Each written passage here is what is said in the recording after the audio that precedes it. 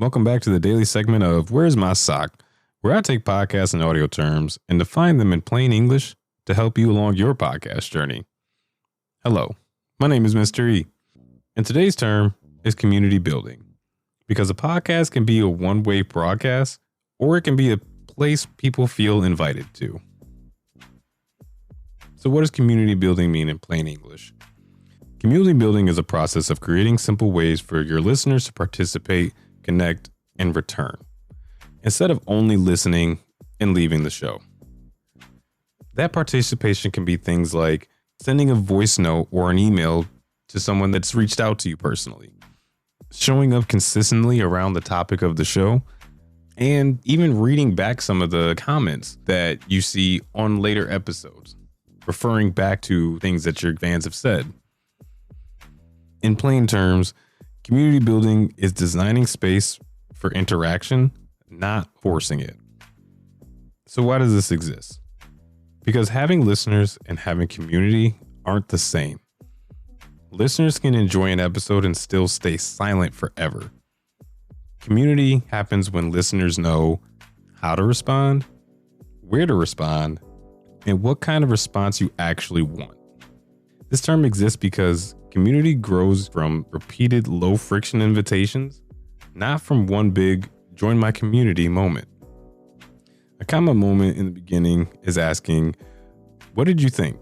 And getting nothing. Not because nobody cared, because the ask was too open-ended and the path wasn't clear.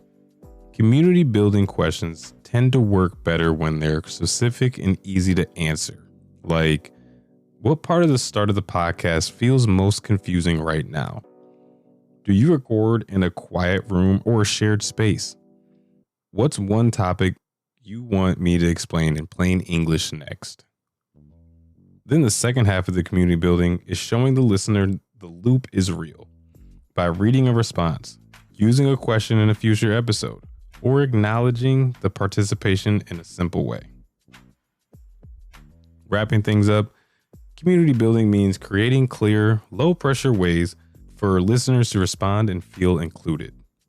Then showing them their participation matters by closing that loop.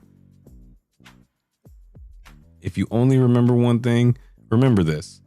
Community grows from repeated, specific invitations and a visible response loop. Next time, we'll be going over sponsorship basics. Because getting a sponsor isn't one thing. It's a few clear parts working together.